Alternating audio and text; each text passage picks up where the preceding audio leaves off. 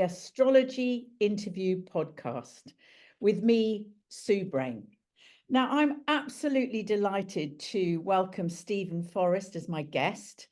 Now, he needs so little introduction, so I'm just not going to bother. He's the world's leading teacher of evolutionary astrology, and I just love learning from him, and I know you do too. So welcome, Stephen. It's Now, wonderful to be here, Sue. it's lovely to see you again. So I want to ask you about the soul's journey. Now, you talk a lot about the South Node, and I've learned a lot about working with the South Node, the energy that we carry in with us. But there's also the North Node that's the journey of the soul. For the first question I want to ask you, what is the soul? Okay, there's a big question. Uh, often when it comes to ultimate questions like that, I defer to Buddhism, which often makes the most sense to me in terms of deep theological questions. And of course, this immediately presents a problem because they don't believe in the soul, although Yeah. Lord knows it's a spiritual path, and so it becomes very complicated in that most of us in every tradition, we talk about enlightenment or the ultimate final goal of evolution. We think of the raindrop landing in the ocean. We think of becoming one with everything, and that ultimately our separateness from each other is an illusion. It's the last one to go, but it is an illusion. And this is the basis for the Buddha saying there isn't a soul really, that it's just kind of a game we play with ourselves. But of course, the Buddhists play the same game, and they just don't like to use the word soul. They obfuscate it a little bit, at least English translation, by calling it the mind stream. It's like this ongoing belief system that I am an individual. And I think that's what the soul is, and it becomes even if it's ultimately an illusion, it's a useful illusion as we take responsibility for ourselves, as we Yes. aspire to be more loving, more inclusive, less judgmental, less resistant. You notice in all of those kind of familiar terms, underlying them is this basic idea of the affirmation that you and I are not, in fact, separate from each other. That there is some ultimate oneness. Love is really what it's all about. I completely get that. And so many religions talk about the existence of soul. Yeah. So is it a tangible thing, do you think? Is it something that an energy vortex that incarnates into us? Is it our linear mind needing to make sense of something? So we give it a characteristic, a kind of personality, if you like. How do you perceive the actual physicality of the soul? Well, it manifests in the physical world, of course. I'm looking at an expression of your soul, there in your pretty face and your smile. Your body isn't something we can totally separate from the soul, so it has a physical manifestation. But you might say its ultimate nature, where its roots lie, are not in the physical world, but in Mm. a transcendent realm. And yet I keep coming back to the idea that the soul is basically an idea around which your consciousness has sort of congealed or come to a focus. And it's a useful idea. And well, I interrupt myself. I I sat with a wonderful, wonderful teacher. He's gone from the world now, Khenpo Karthar Rinpoche, born in Tibet. And maybe, I mean, who knows, the wisest person I've ever met, he'd be a good guess. And and and he said, with the look of one who knew, enlightenment is the ultimate disappointment. And of course, we're all a little concerned because we're hanging out with a Rinpoche. We're enthusiastic about enlightenment. He says it's a disappointment, and he says the soul the soul or mind stream struggles and struggles to give up this attachment and that attachment until finally it's so pure it has only one attachment left, and that's its attachment to the idea that I am going to get enlightened. And in fact, you go over the waterfall and it's like your I isn't going to get enlightened after all these thousands of years of work. It's all been for nothing because the I doesn't exist, the ultimate disappointment before you enter this transcendent state. I thought it was a brilliant teaching. I love that because what it is actually embracing Neptune, the Neptunian energy, which is just dissolve. But God, that's hard, isn't it? In this lifetime to go, Yes. oh, I'm going to dissolve, because we need the ego to get out of bed in the morning. Lots of people, oh, you need to, Yeah. get rid of the ego. I don't believe that. I mean, yes, we need to temper our ego, and we need to understand this concept of what soul is. But from my experience, the more I'll talk about my own journey, has released the trauma that I've been carrying. It's enlightened me. But whether I ever get enlightened in the Buddhist concept is, I don't know. Yeah, yeah. Well, you won't get enlightened because you will disappear. Poof.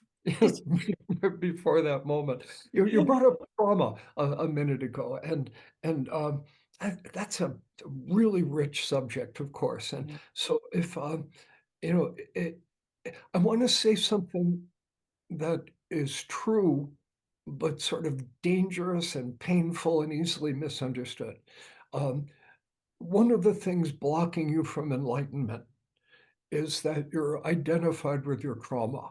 See, the trouble with you, Sue, is you're identified with your wounds, with your pain, Mm, and I think that's true. But the reason I'm so hesitant is that the next possible move could be stupid as well as a complete opposite of compassion.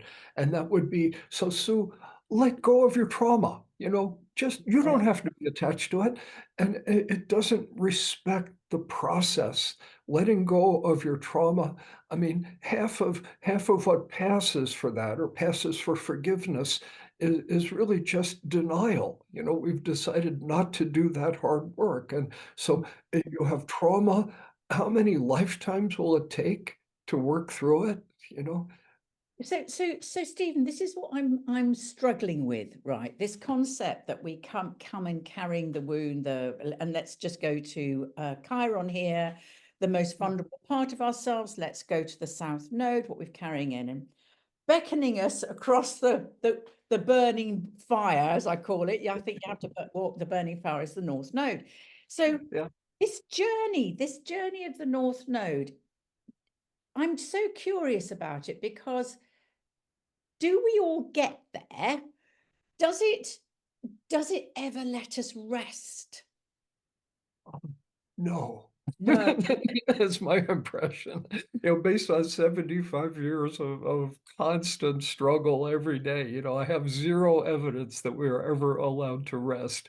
Now sometimes we can play hooky, so to speak. I don't know if you say that, use that expression in Oh, England. yes. Yes, we can play hooky from our journey. We can have 7 beers or something and get a little surcease of sorrow. But when we sober up and wake up, wherever you are, there you are, as they say. Did you feel like this sort of sense of feeling called out? I was working with a client just yesterday, and she has her moon on her North Node. Yeah. These stuff, because it's like her entire soul is calling her forward Yes. with Yes. the moon, and this sense of nurturing herself or learning to nurture herself. So, and I was so interested in that, and how did it play out in her life? And she can't rest either.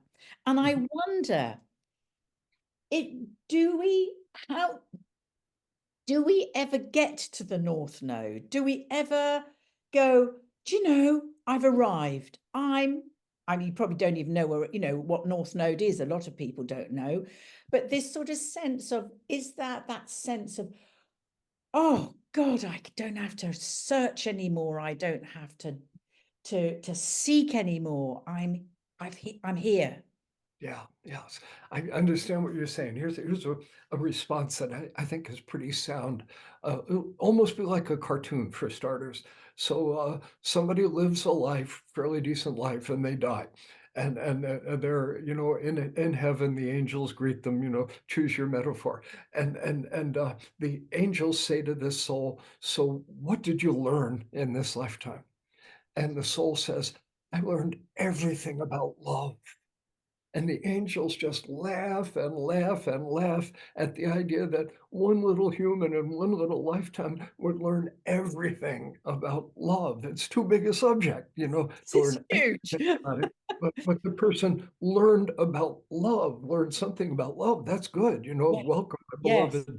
Say the angels. Now, the reason I'm saying this, in direct response to your question, is that North Node, like really every symbol in astrology, including the North Node, represents something perfect, some ideal. You can't resist putting a capital letter on it. Perfect love, perfect peace, perfect courage, perfect wisdom. And the North Node is in a sign and a house, and we're striving for that perfection, and we never get there, mm, but we make progress toward it, and so the simple answer, I guess, do we ever get to our North Node? No.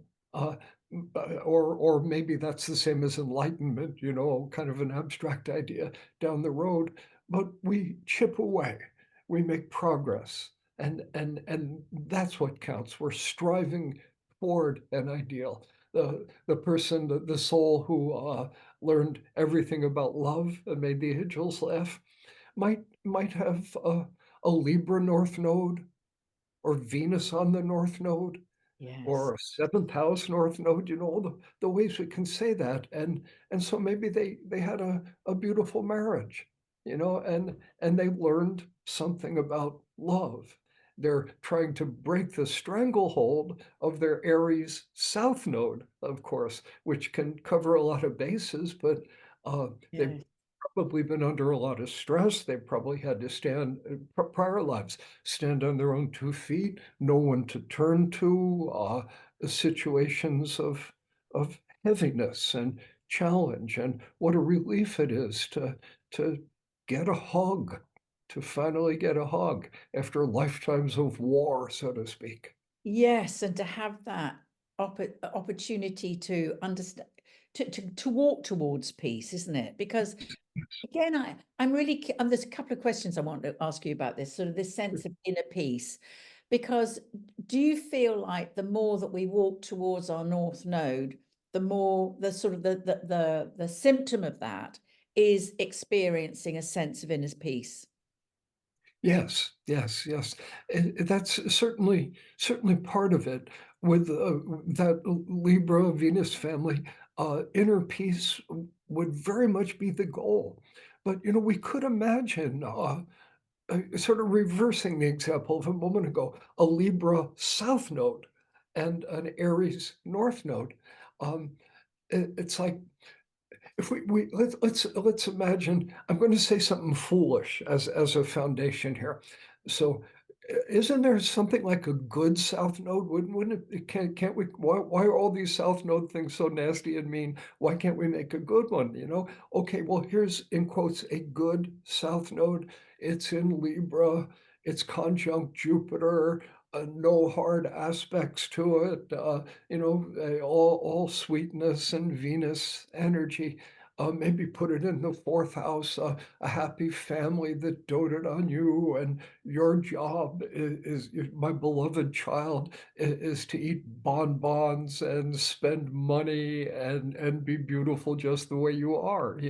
As I described that, the fool in all of us would think, nice work if you could get it. That sounds like a pretty good situation.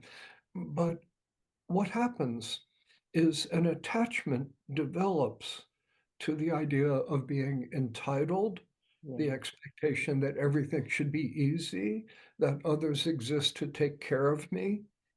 There's the karma. And talk about something hard to break. How do you break it? Aries North Node, it's like you're trying to get in touch with your courage, your assertiveness, your inner warrior, the Your angels. identity, isn't it? Who am I within Yeah, relationship? Yeah. yeah, there you go. To assert an identity and discover what it is. Angels say, I want you to go down there to the planet Earth and kick butt. It's like you're Yes. angels. Yeah, do it. Trust us, because you have to wake up. And so all south nodes, even the ones that look really sweet, do represent some kind of attachment that stands between us and our evolutionary goal in this life. Which is walking towards the North Node. And this is why I say to a lot of clients, listen, they go, I can't, I don't know who I am, or, especially when they're going through the Saturn return or the midlife crisis. I always say, you've got 3 score years and 10 to do this work. It isn't done in a moment. It's not an event. It's That's a exactly. process that's constantly evolving. So I just wonder, okay, next question here. The first one is about the human condition. I think when we embrace the journey towards the North Node, what we're really doing is embracing the flaws of the human condition, not just the flaws, but the glory of the human condition. And I think it wakes up our compassion, not just for ourselves and the journey we're on, but for everyone else. And I wondered if you would say something about that. Yeah, absolutely. The humility is absolutely fundamental. It's the beginning with the North Node. Because see, basically with the North Node, we don't know what we're doing.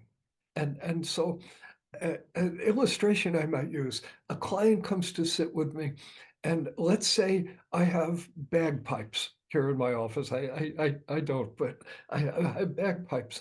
And the client says, what are those? I say bagpipes. Do you want to try? Oh, I can't play Oh, come on, try. And I hand the bagpipes to the client, and they pump them up, and they're making all these farting noises, and tears of laughter running down their cheeks and mine too. The point of this imagery is their ego is not attached to them impressing me with their skill with the bagpipes. They take on the total beginner's mind. They're not ashamed to make an ass of themselves playing the bagpipes. It's even fun to do that.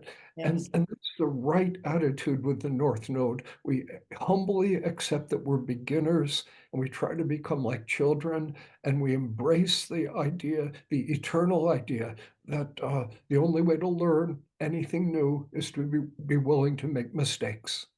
Okay, so do you think that the North Node is continually evolving, so it's always just out of our reach? Yes, yes. That goes back to you want to write it with a capital letter. It's perfect love, it's perfect wisdom. It's tempting to say you never get there. That sort of disappears into the fog bank of the question of what is enlightenment. And my most honest response is damned if I know. Yes. The image that's come to me is the mists of Avalon.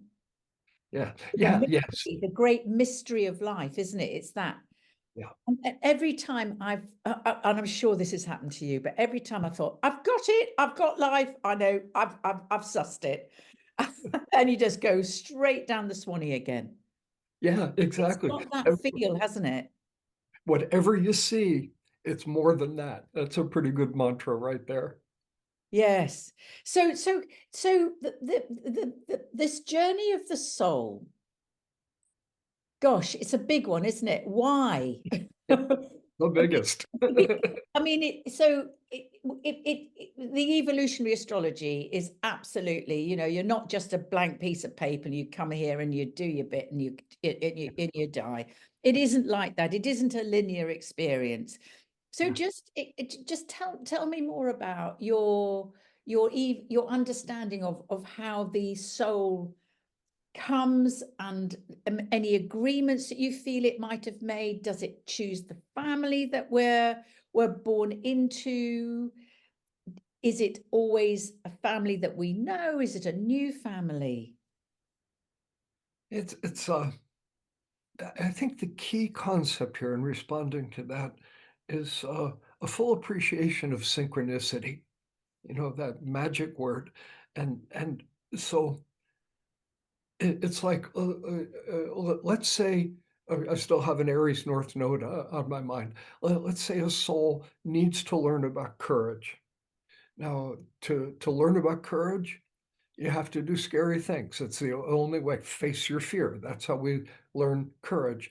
And so we might concretely suggest ton of examples. Let's say whitewater kayaking. The angels of the Lord say to the soul, "Trust us, take up whitewater kayaking," because that'll scare the pants off of you sooner or later, and maybe you learn courage. Now, that's a kind of psychological, existential statement. We're making a concrete suggestion for the person. Makes sense. But next step, here's where synchronicity comes into play. Guaranteed that person in this lifetime will form a friendship with someone who one day says, "Hey, let's go whitewater kayaking." And we're taught in the crazy version of common sense that is current in the world that's a random thing, but it's Yeah. not random. That's Mhm. what synchronicity means, that we meet the experiences that we need to have inwardly, that the inner life and the outer life are in fact linked. And if you'll give me one more sentence, this brings us right back to those ultimate metaphysical statements we were looking at right at the beginning of this talk, where if the inner and the outer are really not so different from each other, do I really exist? Am I different from the universe? Oh, it's huge, isn't it? So, Yeah. okay, we have the inner and we have the outer. That's the Yeah. ancient Hermetic teachings. Yeah. Do you feel though, then there is this sense of we either set ourselves up or we are set up through synchronicities? So where does free choice come into this? Is it is it set in stone? Is it destiny? Is it fate? Mhm. Mhm. Yeah. And One of those ultimate questions, and the fate versus free will argument, as astrologers have been fighting about that one since the beginning of human history. In the simple versions of the argument, I'm always a big free will advocate because it's inseparable from the idea of personal responsibility. If we don't have free will, we cannot take personal responsibility. And I observe those who do take personal responsibility sure seem to be evolving faster than the ones who are blaming the fates or the universe on yeah, the fact that they're sitting there in front of the television. yeah. And so at a practical level, free will is huge. But a deeper response here, I have one kind of quotable quote here. It's a Stephen Forrest original. Uh, it's your fate astrologically to face certain questions and certain possibilities in this lifetime. Mm, And mm, so, there's your chart. Certain lessons will present themselves to you.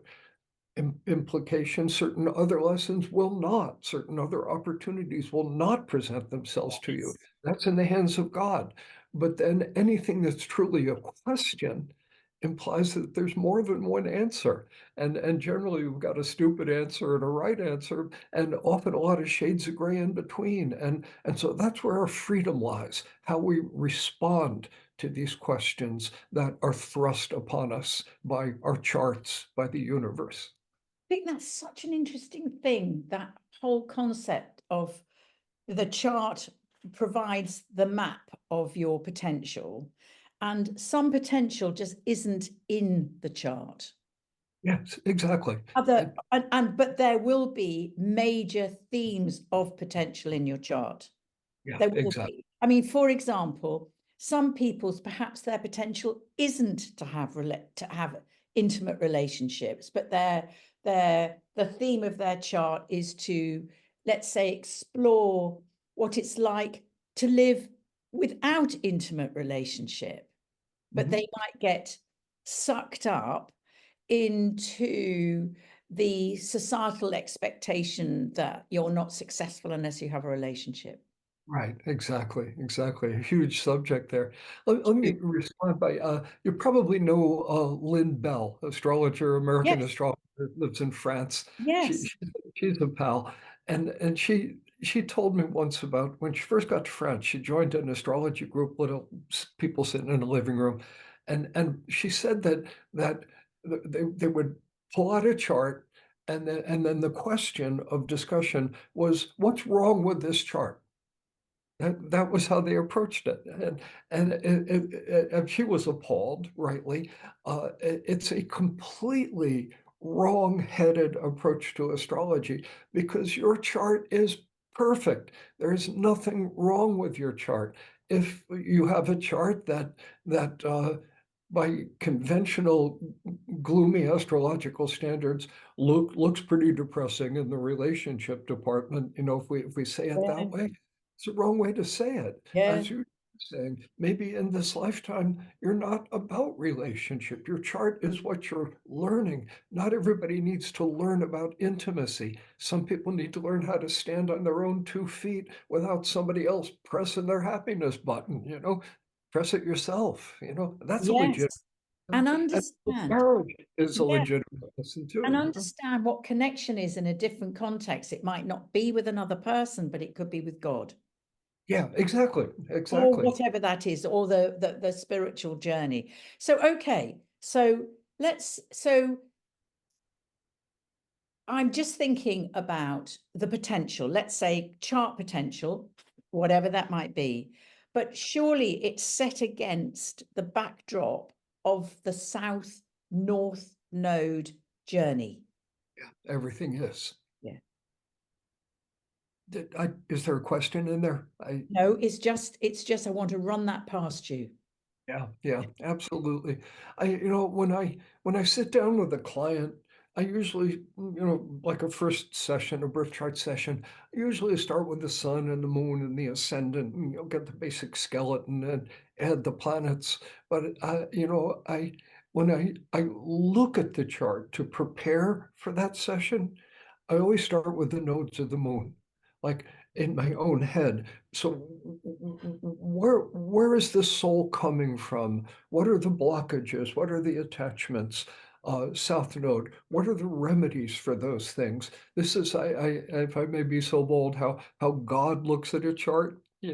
Just the nodes. Everything else is details. And then once we understand that basic nodal evolutionary drama, then everything else, sun, moon, ascendant, planets, they're simply the vehicle that the soul is using.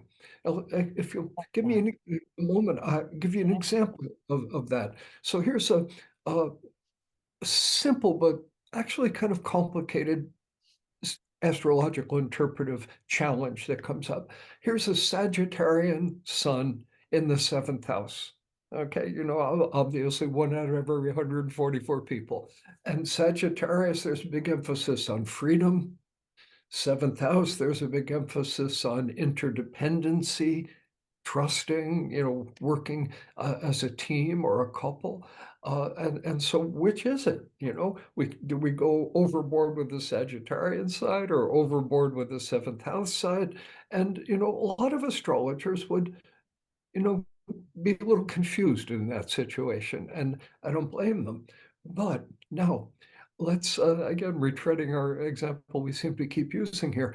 Let's say we have that seventh house Sagittarius, but an Aries South Node, and so the attachment is towards independence. Let's say we have the seventh house Sagittarius with a Libra South Node. The attachment is towards over dependency upon other people, and so the nodes will solve those kinds of paradoxical dilemmas that come up in interpretation. Yes, yes, that's so interesting.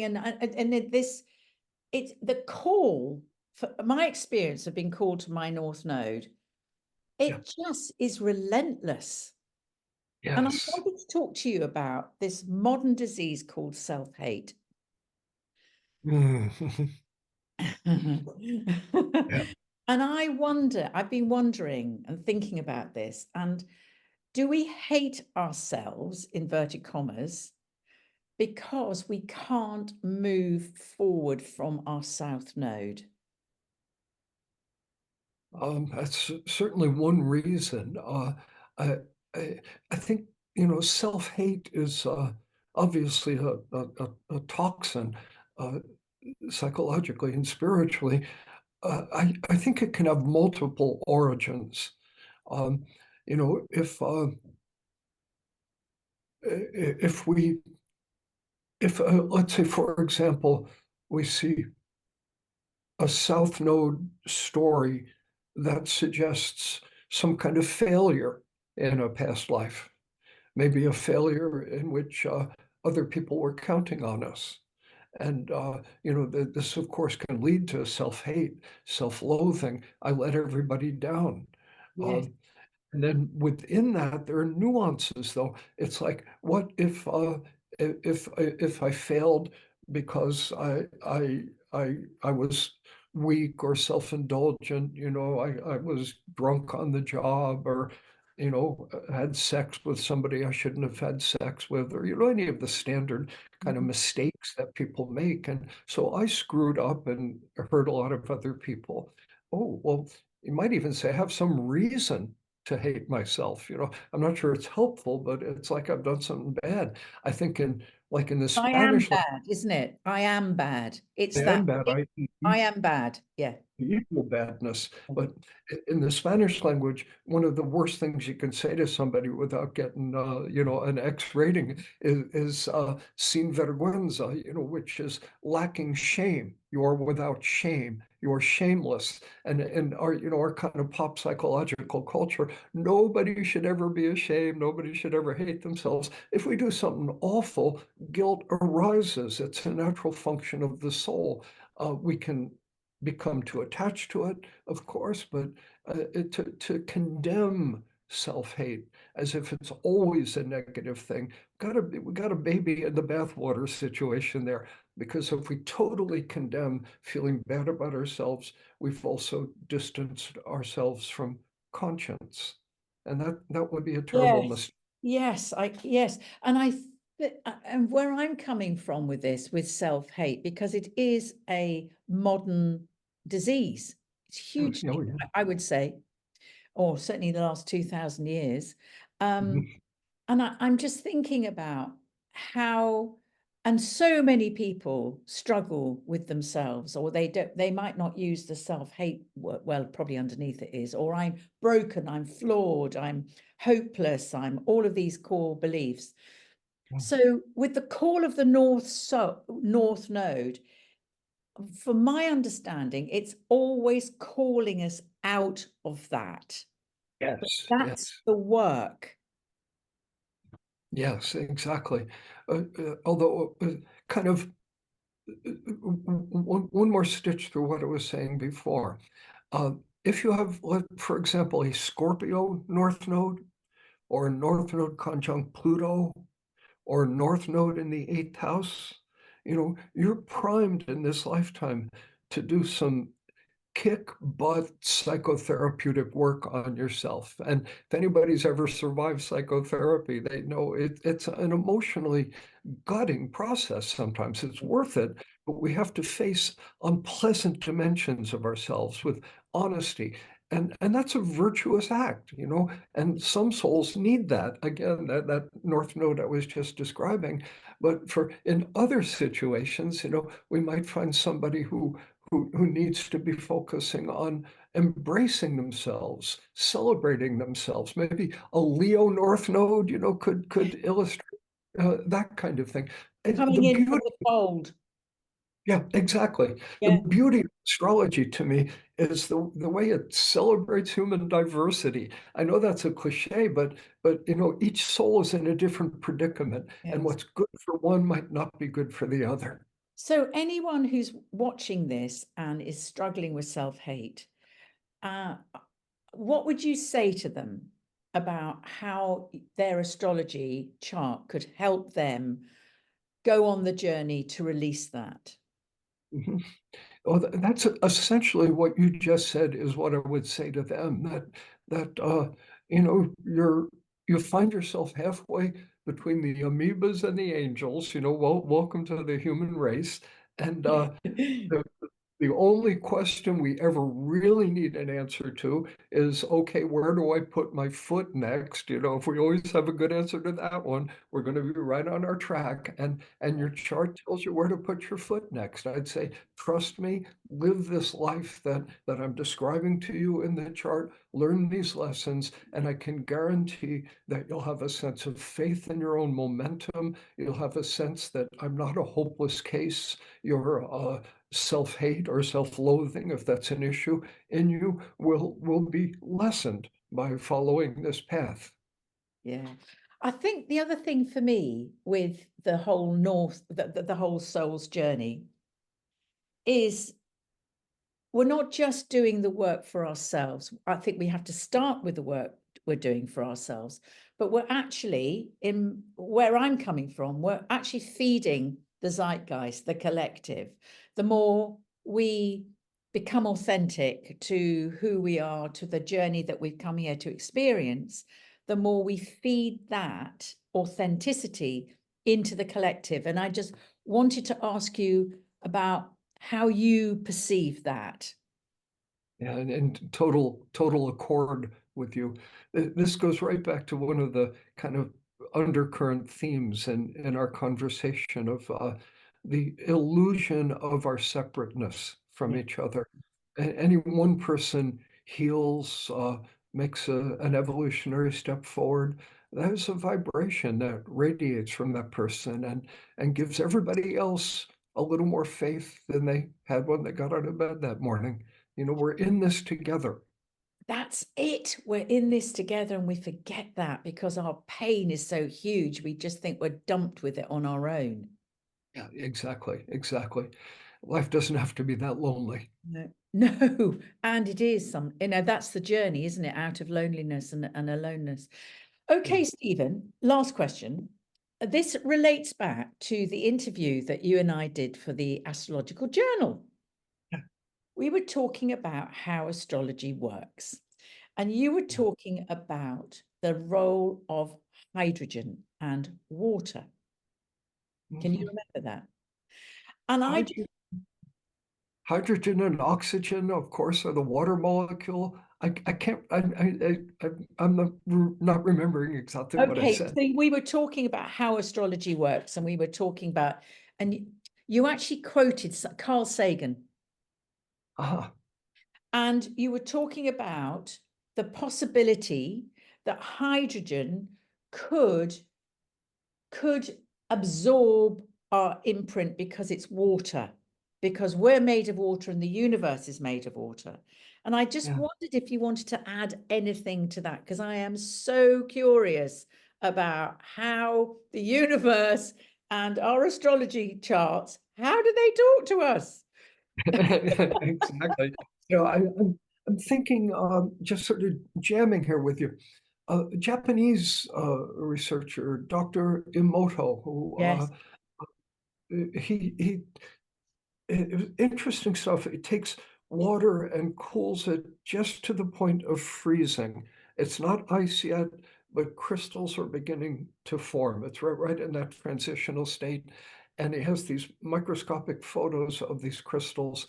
Is And Veda and Austin doing that work now? I'm sorry, say that again, please. Veda Austin doing that work now?